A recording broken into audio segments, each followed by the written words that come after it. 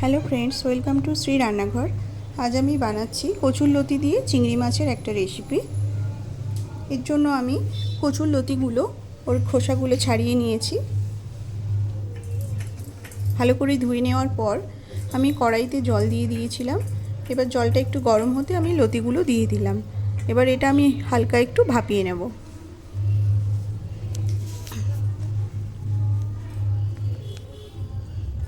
পরিমাণ মতো নুন আর একটু হলুদ দিয়ে দিচ্ছি।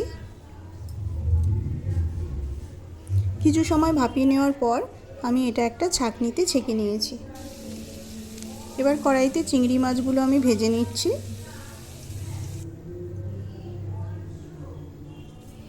এবার দিয়ে দিলাম কালো জিরে আর শুকনো লঙ্কা ফোড়ন।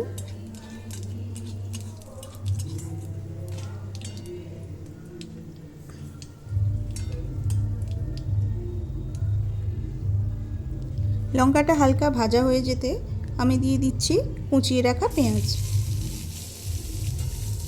পেঁয়াজ দিয়ে পেঁয়াজটা ভালো করে ভেজে নেব। চিংড়ি মাছগুলো আমি প্লেটে তুলে রেখেছি। পেঁয়াজটা ভালো করে ভেজে নিচ্ছি। এরপর আমি দিচ্ছি রসুন বাটা। আমি হাফ চামচ পরিমাণ রসুন বাটা এখানে দিয়েছি। এবার দিয়ে দিচ্ছি কুচিয়ে রাখা টমেটো। টমেটো দেওয়ার পর কিছু সময় ঢাকা দিয়ে দেবো যাতে টমেটোটা নরম হয়ে যায়।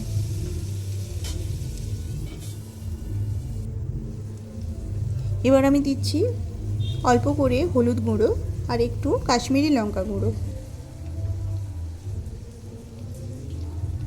সামান্য পরিমাণে নুন দিয়ে দিলাম, পরে আবার দেখে নুন দেব।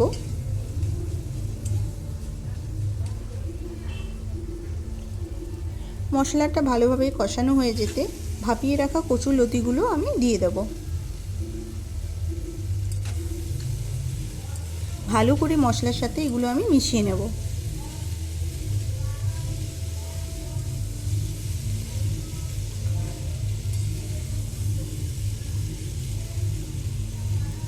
এরপর আমি দিয়ে দিচ্ছি ভেজে রাখা চিংড়ি মাছগুলো।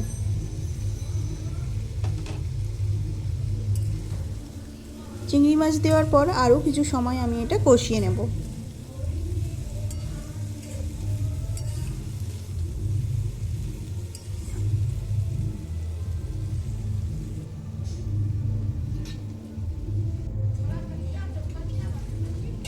এরপর আমি 1 চামচ মতো সর্ষে বাটা জল সহ দিয়ে দিলাম।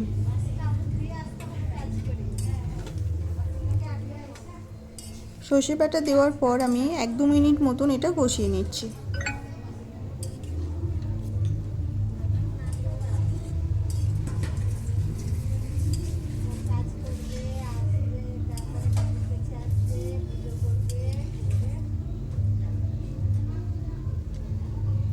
এটা ভালোভাবে কষানো হয়ে গিয়েছে। এবার আমি এতে দিয়ে দেবো পরিমাণ মতো জল।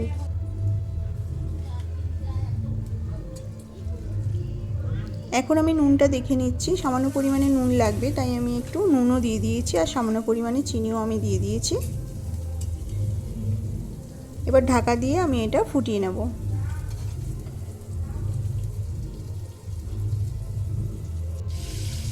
এটা ফুটে গিয়েছে। কচুরলতি একদম সেদ্ধ হয়ে গিয়েছে, হাফ সেদ্ধ আগে থেকেই ছিল। এবার ঝোলটা আর একটু কমে যেতে আমি এটা নামিয়ে নেব। আমি এটা নামিয়ে নিয়েছি। তো বন্ধুরা, রেসিপিটা কেমন লাগলো অবশ্যই কমেন্ট করে জানাবেন। ভালো লাগলে প্লিজ চ্যানেলটি সাবস্ক্রাইব করবেন। Thank you.